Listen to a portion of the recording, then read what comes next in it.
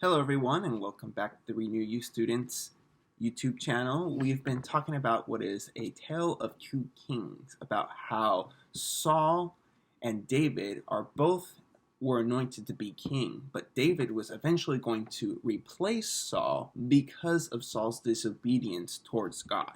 And now we finally have both of these kings interacting with each other. They know who they were. In the moment in which the Israelites were fighting against the Philistines, a champion Goliath came up and challenged whoever of the Israelites to defeat him. And out of the whole Israelite army, no one wanted to challenge him, even including Saul. Everyone was afraid of this Goliath. Only David, who wasn't even called to be a soldier, knew what God wanted, who God was, and that the victory belonged to him. David knew this and challenged Goliath, defeated and killed Goliath as a tremendous victory for the Israelites. So now we have Saul knowing who David is and giving David what is this new position within what would be his army. And so we pick up in 1 Samuel 18 where David has just defeated Goliath and is now going to be kind of living with King Saul because King Saul wasn't going to let him just go back to his family because David's now this great warrior in his eyes. And so it's at this time that King Saul's son, Jonathan, becomes best friends with David. And it's just this really incredible thing because everybody thought that Jonathan was supposed to be the next king, but really it was going to be David. But they were still best friends, and they literally did pretty much everything they could together. So much so that Jonathan would took off his really expensive coats and things like that and gave them to David, and his sword and his bow and his belt. And so they just had this really unique friendship. And so David, now being part of Saul's army, Saul would send David out on missions and things like that. And David was super successful.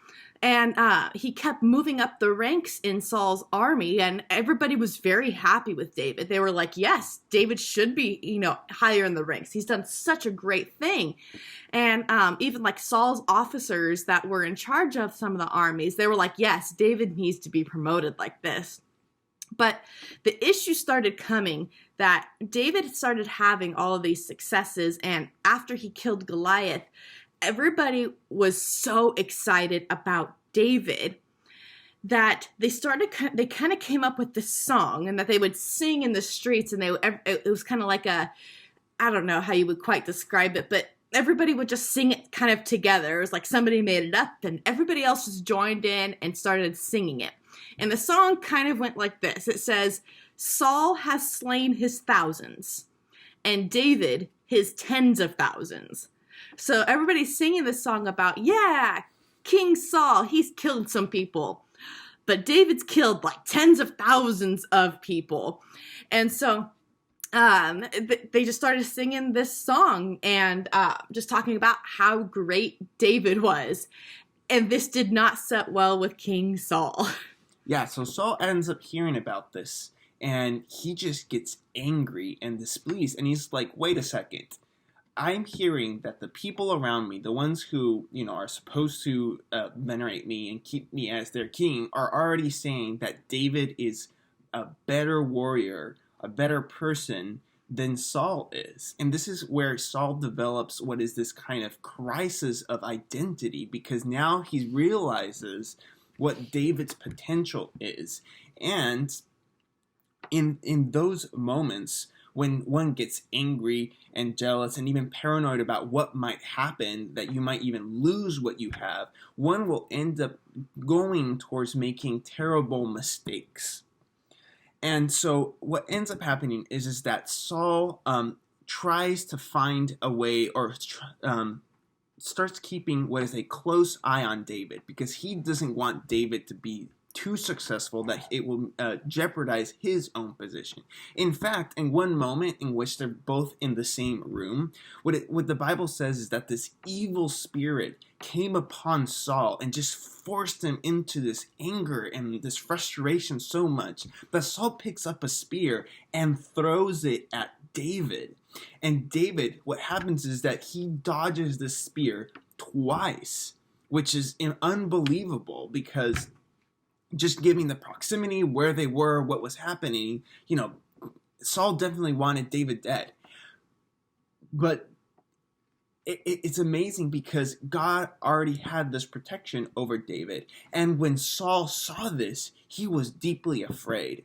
He was deeply afraid what it meant that David was being protected and blessed in this way by God.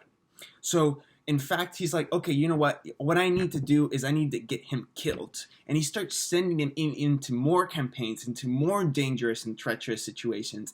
And yet David is still successful more and more. And this is looking more and more terrible for Saul. So at this moment, Saul is the only one in the kingdom who doesn't like David. Everyone else absolutely loves David. Even the Lord loves David more than he loves Saul, because the Bible says that he kind of separated his spirit from Saul. And I think that the key here is the difference between these two men is that Saul did not put his identity in God. We see that when he made his mistakes. He wasn't really trusting and relying on God in those circumstances. He was relying on himself. His heart was not set on God. It was set on what he could accomplish, what he needed to do. But David is very much a man after God's own heart. In fact, he knows who God is. He stands in that knowledge that God is greater than anybody else.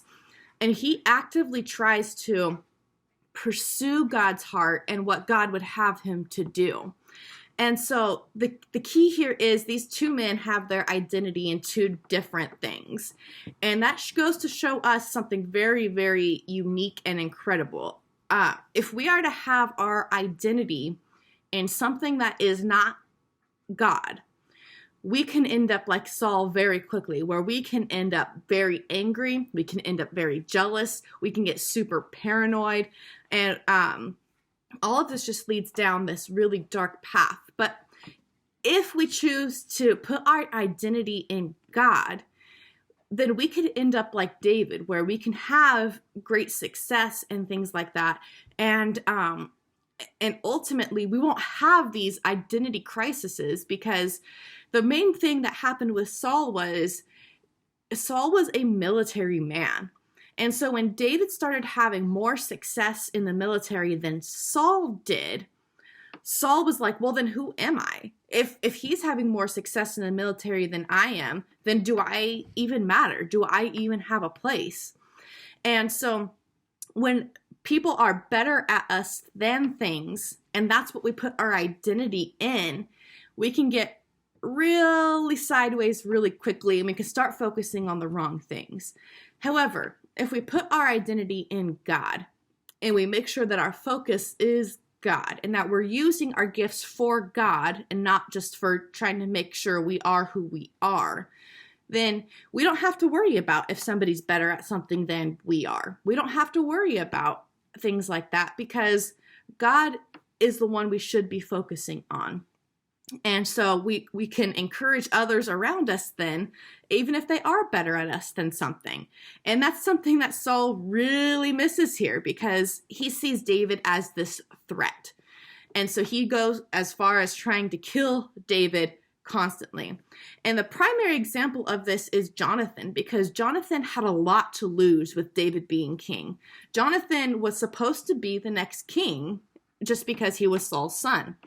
But instead of taking that to heart and being like Saul and being angry and wanting to kill David, he becomes best friends with David. And he's like, yes, take what I have. Take all these things, because I absolutely love you as my friend. I celebrate you and your victories. And so Saul should have had the reaction that Jonathan did, but he didn't. And so, as we continue on in this story, more and more Saul is going to keep trying to kill David. And David's actually going to have chances to kill Saul. And we won't tell you what happens there just yet. Yeah. So, we'll see ya. See ya.